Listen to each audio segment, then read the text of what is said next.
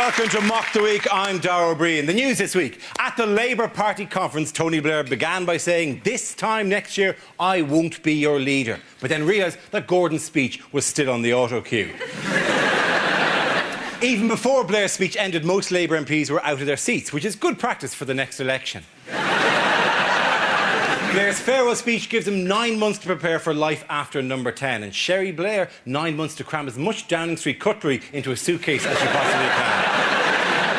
Blair's speech was 20 minutes longer than Gordon Brown's, but longer isn't necessarily better, as John Prescott tried to convince his secretary. Reports circulate this week that Osama bin Laden may actually be dead. He was supposed to have died due to lack of treatment and the primitive conditions he was living under in a corridor of an NHS hospital somewhere in the West Midlands. Following reports of bin Laden's death, Al-Qaeda have requested no flowers, but had asked instead for donations to pay for an air ambulance to be crashed into the nearest American army base. In a statement to Al Jazeera, distraught Al-Qaeda lieutenant said, "That's terrible news. First Steve Irwin, and now this." This week we learned that Prince Charles is so fussy about the runniness of his boiled eggs at breakfast that he has 7 of them standing by. That's almost as demanding as Prince Edward, who insists on starting every day with 7 freshly buttered soldiers.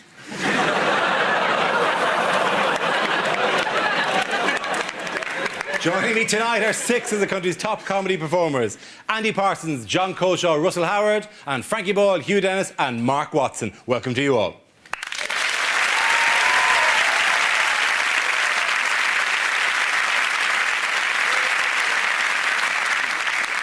Our first round is called Headliners. I show the teams a recent photo along with the initial letters of a newspaper headline. Here's a picture of Mr. and Mrs. Blair. So what does CTAL stand for? Is it Cherie's Trap a Liability? Is it Clinton threesome? Ah, lovely. Is it Cherie's teeth are landmarks? Her whole mouth has been listed and declared a national park. Is it Cherie and Tony advertise Lillettes? I can sweat all through my speech, but I'm fresh and dry and confident down under. Crap tie and lawyer. Left to right. Is it Cherie tackles a liar? That close to satire. Veering away violently at the end. It's just a review of Cherie. Crap tits, arse lacklustre. Sherry tries anal lube. I don't really see how you get that from that picture, though. Quite a different photo. Yeah, he's seen the I'm looking at someone I saw on YouTube the other day. She's going like that. They could be looking at it and say, "Call that anal lube." I'm pretty sure it's anal lube anyway. Yeah. I noticed, though, that Tony Blair's taken one look at her face and he's taken his wedding ring off. Have you noticed that? Hasn't even bothered at all there, has he? You think Tony thinks he's back in the market? No. I think his wedding ring came off when he was using the anal lube. The anal lube might not make the cut. And therefore, It always has in my case. riffing about the anal lube, adding a few crazy whimsical details to the anal lube, might all be effort in vain in the long run. Yeah. We're not absolutely. Well, we'll enjoy ourselves in the studio with the anal lube. The people at home will get none of the benefit of the anal lube. I'm not sure This that's show his is hand, entirely anyway. anal lube free. But actually, is it properly Cherie? That's a lie, isn't it? It's very good. You're absolutely right. This is Can you say that again now? Yeah. No mention of anal lube anywhere near it. I think it might be Cherie. That's anal lube.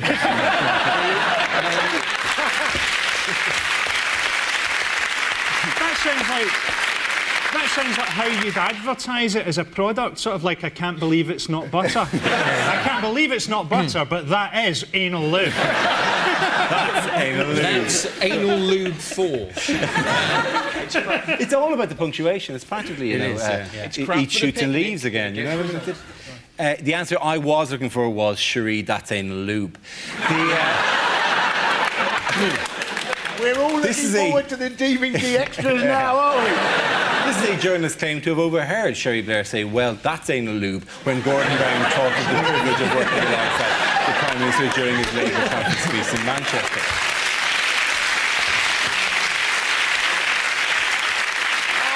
I've got this wonderful mental image of the producer upstairs doing his absolute nuts.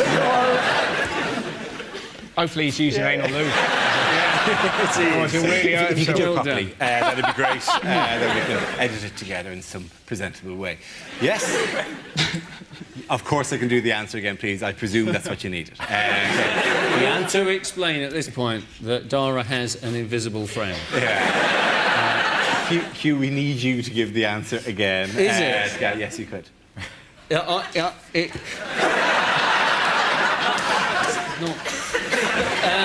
was that? Is it? That's putting in some anal lube. No, you don't do it like that. Is it Cherie? I think it's probably Cherie, that's a lie. No, the answer I was looking for was...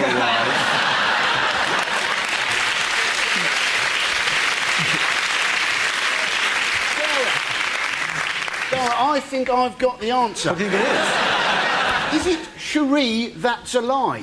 Absolutely right. Very good,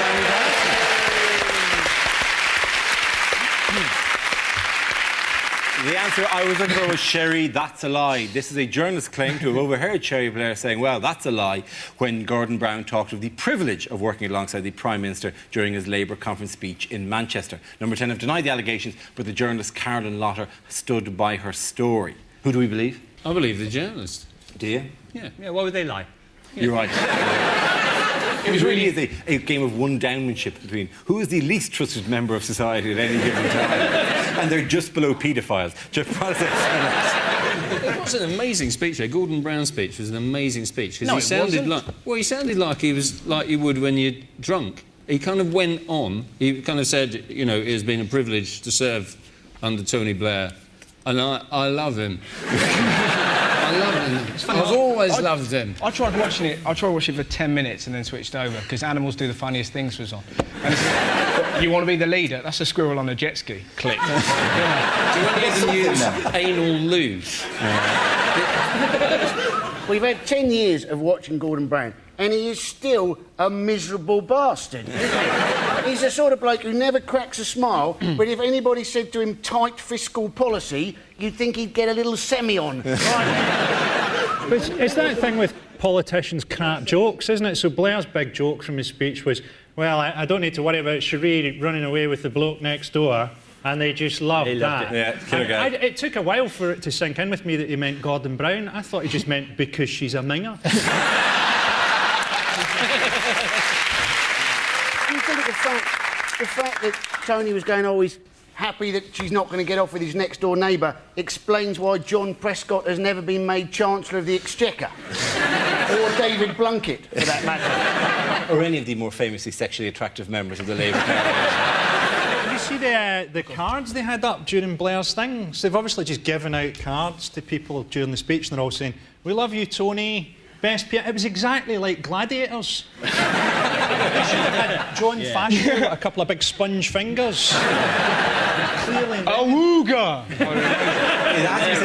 The actual words of the final words of his speech. I can't sell it the way he sold it. Go for it. But, Stand up and really go next year I won't be making this speech, but in the years to come, wherever I am, whatever I do, I'm with you, wishing you well, wanting you to win. It's almost as if he wanted the crowd to rise up and go, no, E.T., don't leave. And then he goes, no, the peace was in your heart all along. You had the superpower, not me. And then a bright light, and then he... The thing is, he's worried about his legacy, and his legacy is secure. He'll be remembered forever as a mass-murdering bastard. In 100 years' time, he'll be an Iraqi fairy tale that mothers use to frighten their children. Do you not think that Kaiser Soze for the political side. Gordon Brown and Tony Blair have got themselves into this cycle of, you know, arguing, falling out really, really badly, then making up, then arguing and making up and arguing. And you just have to assume that the sex must be great for them. That's what they'd be doing. It is, with the help of anal lube. I wonder if that is the problem, though, is it the fact that they live next door to each other, and Tony Blair famously said, didn't he, that he has sex 5 times a night. I mean, that must get on Gordon Brown's tits, doesn't it? 11 o'clock at night he's banging on the walls of number 10 and Tony's going, only 4 more times? Do you think he's just- times with Cherie and twice with Gordon? You just Or maybe Gordon's just going to really raise the tax on anal lube. That'll complain to his shenanigans. There's been no, reaction about what Gordon Brown feels about, all of this, has there? Nobody's really talked about what he thinks about all of this in that sort of dislocating jaw way. He's a detachable jaw, that if he needs to, eat like a small woodland animal, that he can actually remove the jaw and then swallow a vole entirely. See, if he did Capture footage, it'll be like a cartoon where you'll see like a dog just going down his neck, just passing all the way down his tube. But if he did that, you'd watch it. It'd just be amazing. Kind of, here's a few policies, watch this. A vole. A stoat. What was unusual about Blair and Brown's speeches? Was it the fact that they gave Blair 9.5-minute ovation? But what do you do? What do you do when you're being clapped for 9.5 minutes? I mean, you can go like that for... Get a cardboard cutout, stick it there, come back 7 minutes later.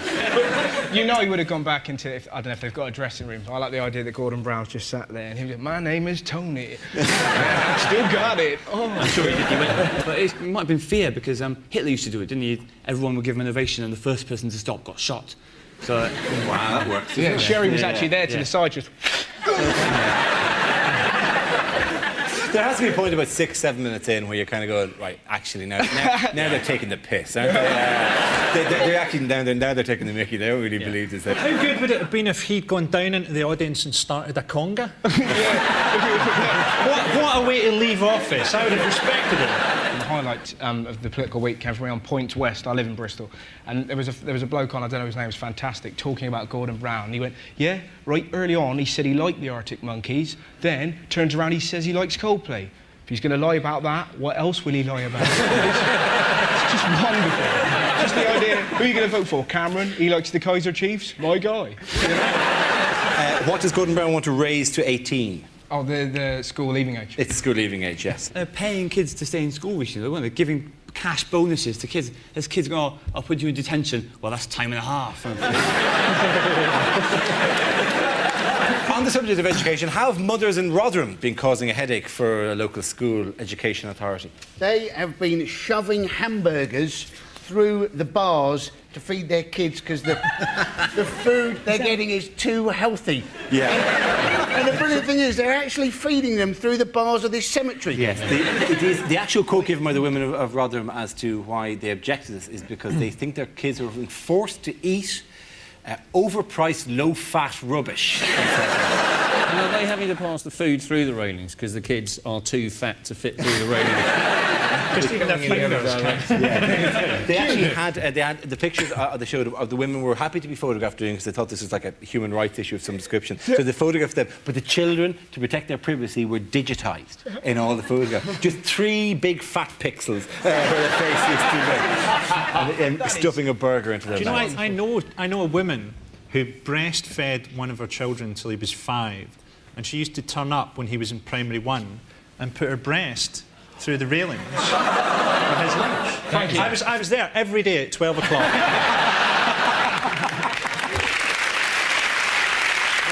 Was it the whole breast, or being Scotland, was it just a very, very cold nipple? It must have started off, that little story, when one kid must have come home and just, you're right, they give me cucumber. What? And then they must have got to rang up the other, have you heard this? Avocado. Fuck me, shitless. Let's make some burgers and show them what's what. They don't make the burgers. They take orders during Little Break, or whatever you call it here. Chip shop. And really? then they take money and a list to a chip shop called Chubby's. Is that right? And they bring the food back, walk to the graveyard where the hands are reaching out.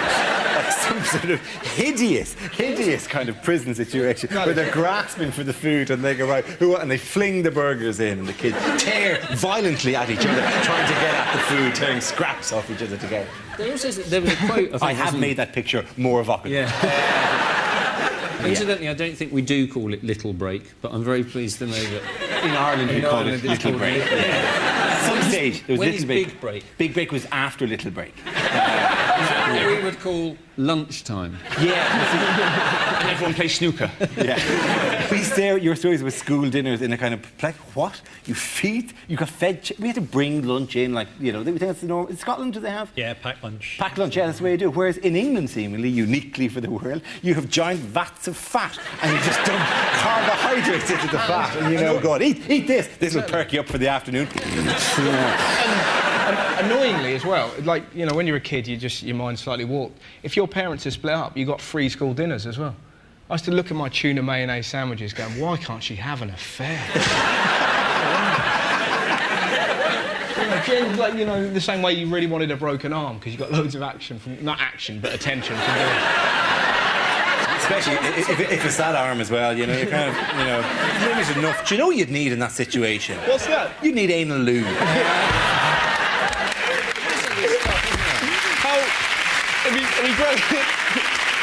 If you get a phone call, we saw Dara O'Brien. We want him as the new anal lube guy. Lube. We don't need you in the advert, Dara, just your fist. Could you take this?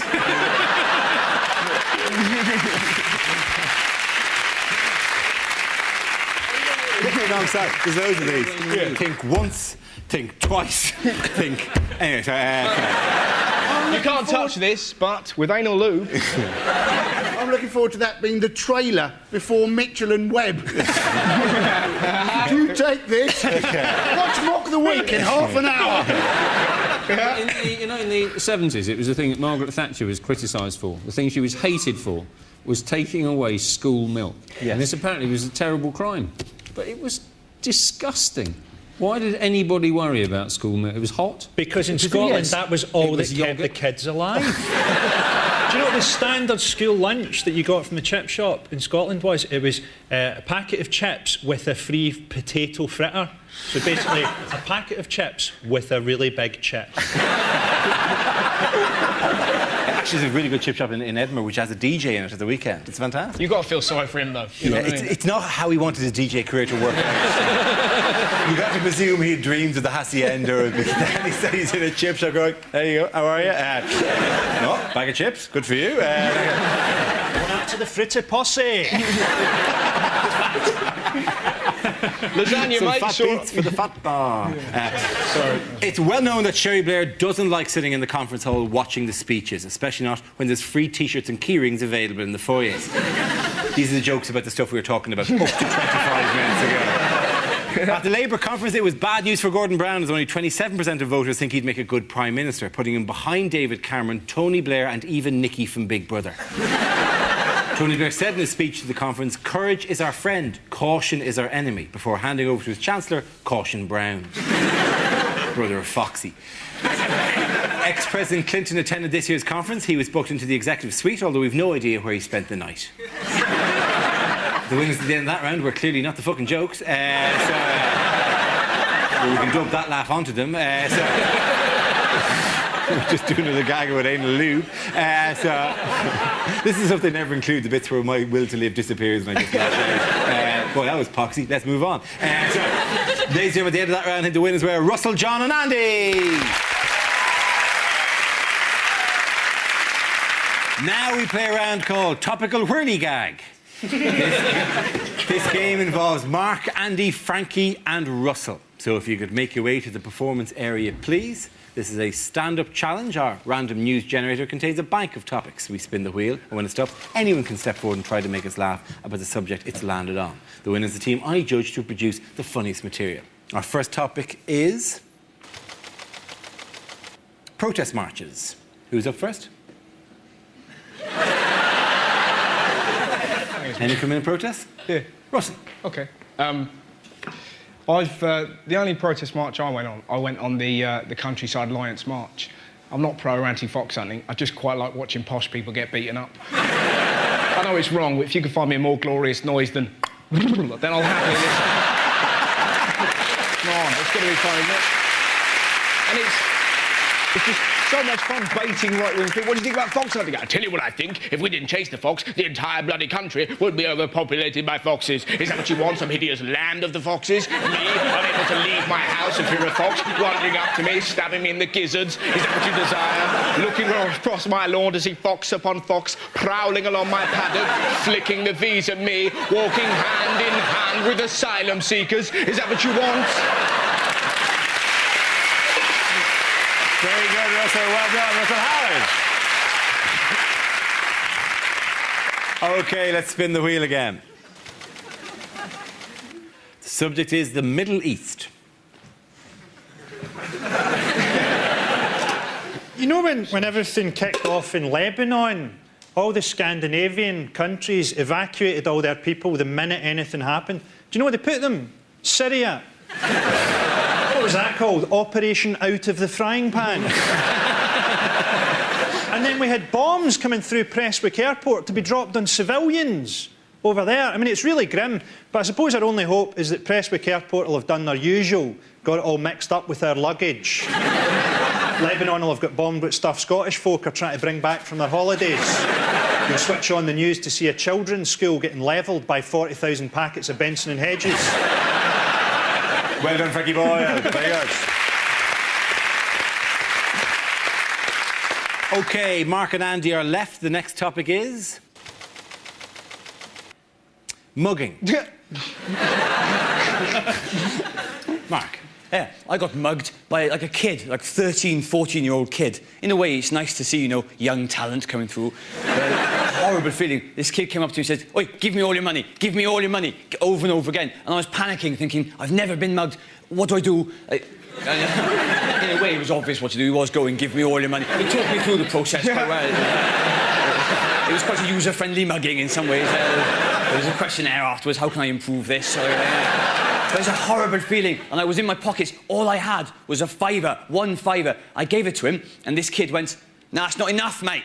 I know, not enough. Well, bit of an awkward moment, really. I felt like saying, "Well, I'm sorry if you feel I ripped you off in some way." Well done, Mark Watson.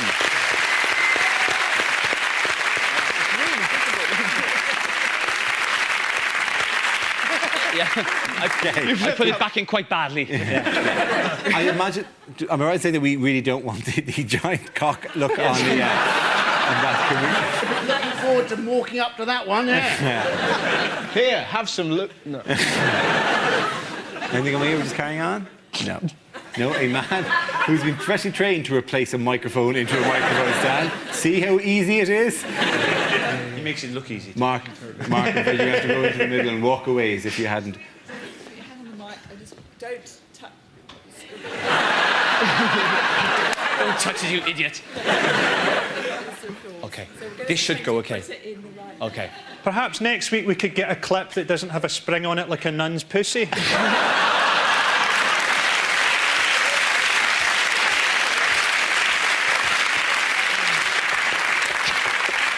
One more topic is left to Andy. This is the topic. It's transport. Away you go.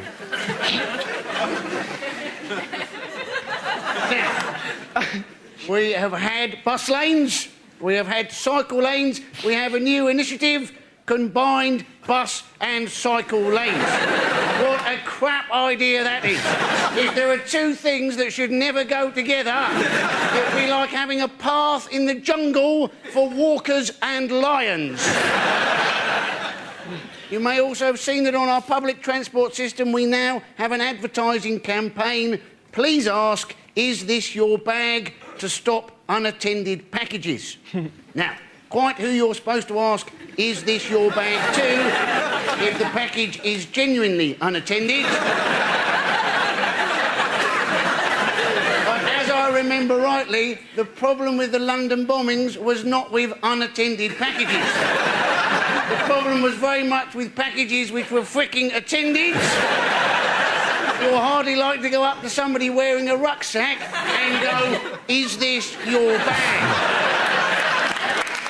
Well done, Andy Parsons. At the end of that round, I think the winners were Andy and Russell. Everyone come back.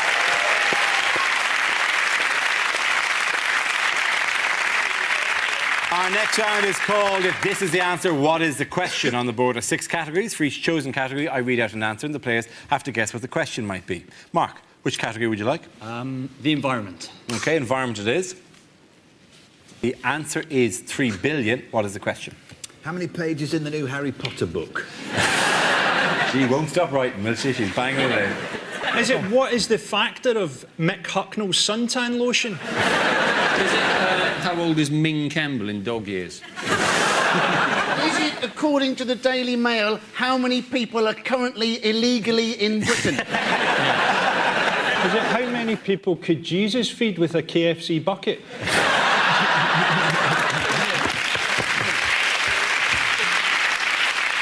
Is it how many people are having sex right now? Is it... Is assuming that they're having sex while watching this show. If they have, they'll have gone, you know, anal lube, there's an item. Glad they mentioned that earlier on. How much sperm constitutes a mouthful? No, that's too far. Yeah. There's a line in the sand, right? That should be your catchphrase in the anal lube ads. Oh, no, that's too far.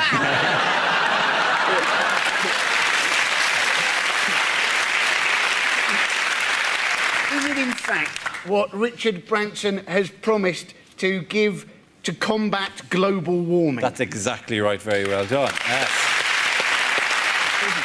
As I understand it, right, he said, oh, I'm going to give 3 billion to combat global warming. But in fact, he's giving the 3 billion, isn't he, to his own firm, Virgin Fuels. Right. So, in fact, he's given no money to anybody else. He's given 3 billion to himself. Yes. There's going to be a large cheque handing over where he hands a giant cardboard cheque to himself. And he goes, well, I'm delighted to be involved. On behalf of everyone in Virgin Fuels, we'd like to thank you for this thing. No problem at all. Take it as much as you want. Oh, you're too kind. You're a lovely guy. Love the beard. No, you as well. I love your beard as well. But Virgin Fuel sounds a little bit suspicious anyway, doesn't it? Because that's sort of what they did to Joan of Arc. She was essentially Virgin Fuel.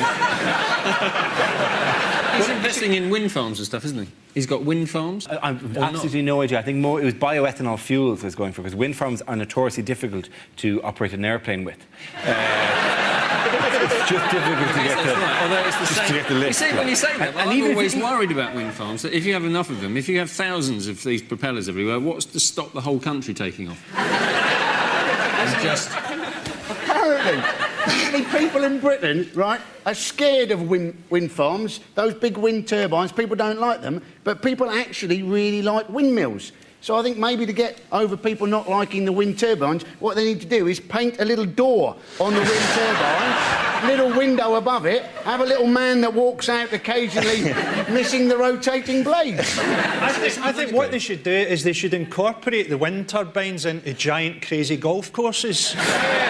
People wouldn't mind the wind turbine as much if it was dwarfed by a 400-foot clown's head. So if it's a wind turbine on an actual golf course, like where the Ryder Cup is being played, and Tiger tees off and thump, it gets caught by the and sent 400 miles in the other direction. Oh, that's tough luck there, Tiger. It's unlucky he's going to have to play that one from Spain. I can sympathise with Branson a bit, because you do feel with the environment, what am I meant to do? Like, someone comes to me in the street and said, in the time you've been standing there, 2,000 acres of rainforest have been destroyed. And I'm like, well, OK, I won't stand here. Problem solved. Branson's created this, as well as all his aircraft, he's got this new thing, isn't he? Virgin Galactic. Yeah. Now, that sounds like a crap idea, isn't it? I mean, exactly what's going to happen when that service isn't working. It's not so easy to have, you know, the sort of London to the moon bus replacement service. You'd also got to presume there's a fair amount of fuel burning in order to get galactic. It doesn't strike me as something you could do with a large rubber band and a walk back. You couldn't twang it into... Did you enjoy that? Do you know what, though, Dara? If that fuel is going to put Richard Branson on the moon, that's a price worth paying. Let's try and get him into the sun. We may not need to worry about it anyway, because the sun's cooling down, isn't it? You're absolutely right, yes. The sun is cooling down. How cool can a giant ball of fire really get? But this is the state our environment has got to, where we actually get to say the sentence, good news, the sun's dying. Phew, that's bailed us out. It's terrifying. It's about 100 million years away, so it's all right. You've said how long it'll be before you can actually pick it up with an oven glove.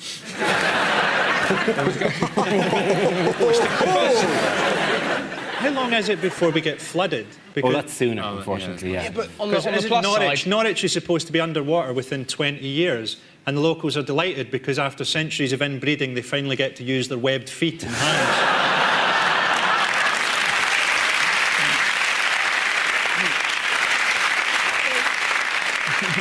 But now, because the, global warming, they're now finding blue sharks off Cornwall, aren't they? And they're basically one of the things that they're You'd now think going they'd be on. warmer, wouldn't you? I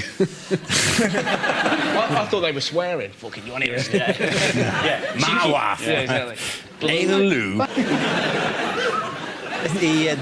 There have been 10,000 exotic animals sighted in the last 6 years in the UK. Is it because zoos are getting a bit better? It's actually no, because zoos are getting a little bit more lax. Animals are escaping from zoos as well. Oh, that GNU said he'd be back by 6. Oh, fooled again! Is it because you've got mother gnu's trying to push food through the bars because they're not happy with the food that the zoo is feeding them? 10 crocodiles have been sighted in the UK in the last 6 years. 7 wolves, 4 eagles, 3 pandas have been spotted in the UK. 3 separate pandas. There's only 5 in the world. I know, yeah. No, they're having a huge party here. 2 scorpions and 1 penguin. One lonely penguin wandering around. And certainly, the pandas are going to be a drunk person who's seen a Frisian cow. But it's the myth, isn't it, that you fly an airplane over them and they all lean back and fall That's down. penguins now rather than pandas. What we talking Is that about? a myth? We're talking about penguins. It doesn't work. It doesn't I've work. never heard it at all. Have you? No, honestly. Tell you what, why don't I say it to you as if it's true and then he can scotch it? Okay. Apparently, if you fly over penguins, they used to do this in the Falklands. They'll watch the plane and then they'll fall back over as the plane goes overhead. I'd heard a different urban myth about that, which was that they did that when they urban got an myth? erection. Really? Yeah, And it just pivoted them up and then and their little hands, but that's all they can do. You can't change the centre of gravity of a penguin very easily like that. That's also why they can't get rid of the erection. Exactly. It's the same with... But their mothers come and do it through the bars. Anyway, sorry. Oh, stop. Anal lube was fine. But a penguin mother giving relief to her penguin... Remember It's that? penguin incest, Dara, and you know it. Oh, that's gone too far. Anal lube.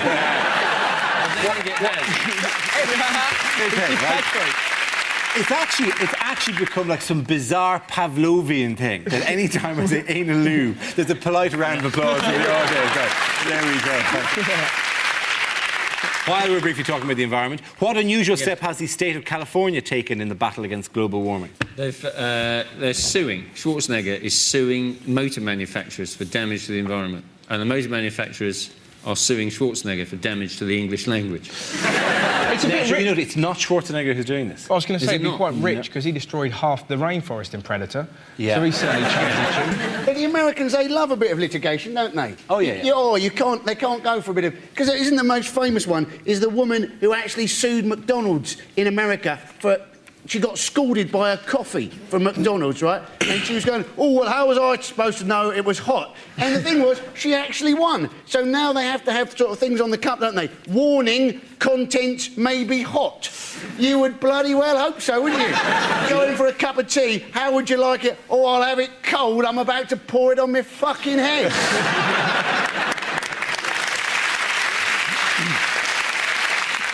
Just to put this entirely in context, the woman in question, do you know where she had the cup of coffee when it spilt? No.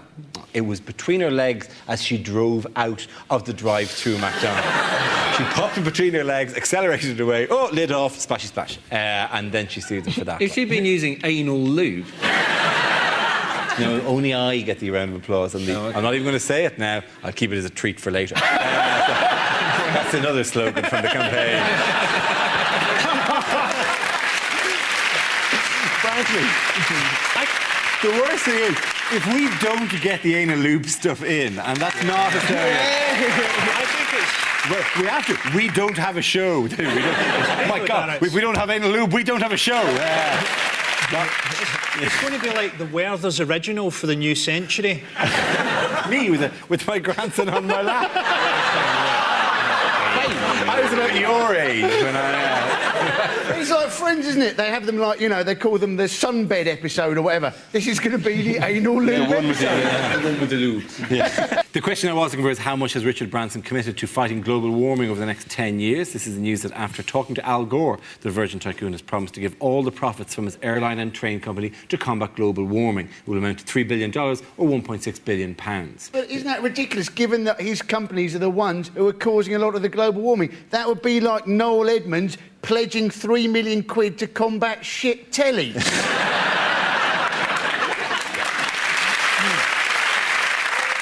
the end of that round, all the points go to Frankie, Hugh and Mark.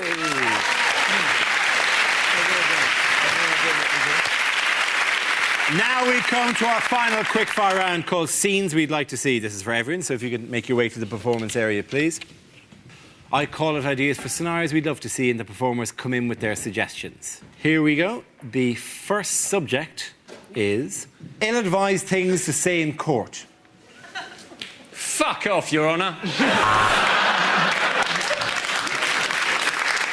There is a precedent for this. I refer Your Honour to episode 10 of LA Law. How could she have seen my face? I was wearing a balaclava! So, to summarise, there's no evidence, but he does look a bit rapey. Your Honour, that wig looks really gay. The case for the prosecution is based on one compelling piece of evidence. The defendant is black.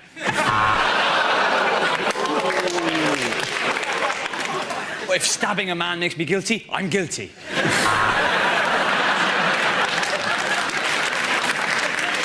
I would like to present my own defence through the medium of dance.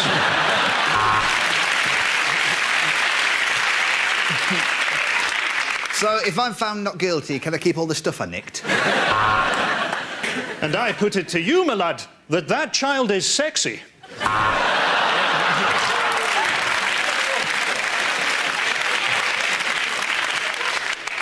Oh, I could murder an Indian. Meal.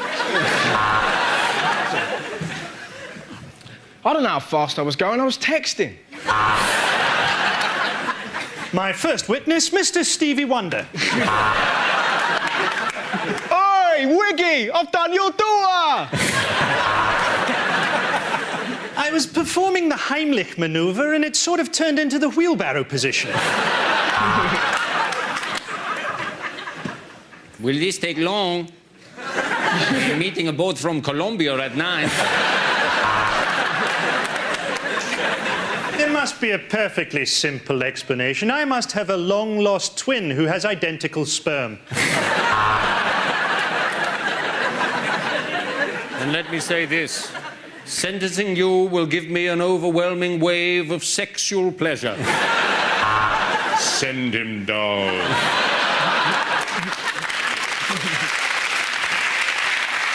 The next topic is things a sports commentator would never say. Like a lot of people watching this Olympics, I'm wondering why black people don't just take over the earth.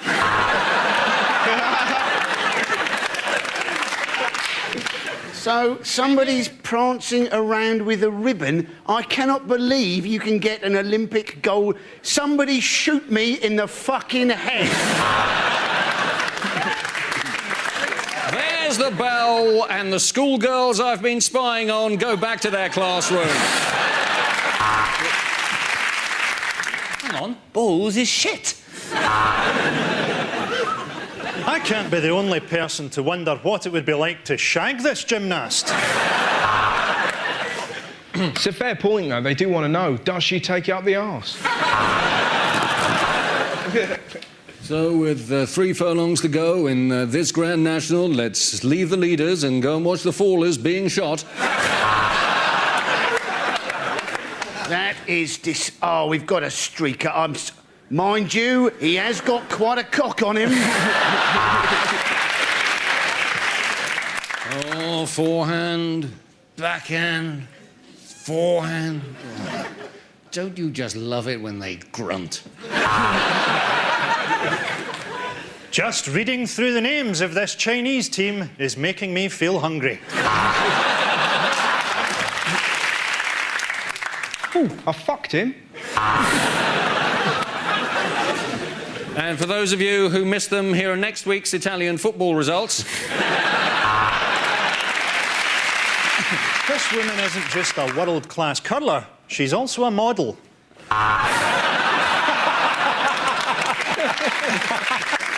That's another darts player up to the hockey. What a fat fucker this one is. And not a gold medal, but a lead bullet for another Brazilian stepping off the track at the London Olympics.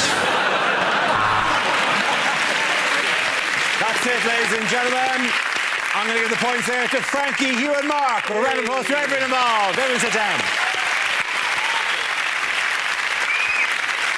That's the end of the show, ladies and gentlemen. This week's winners are Frankie Boyle, Hugh Dennis and Mark Watson. Commiserations to Andy Parsons, John Colshaw and Russell Howard. Thank you for watching. Good night.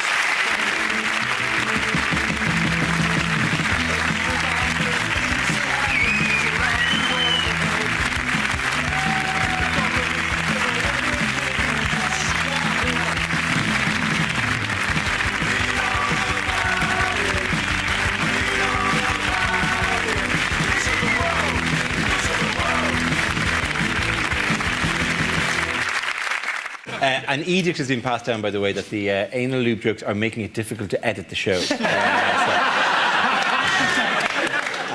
I would have presumed it would have eased the passage. But nonetheless, so thank you for that.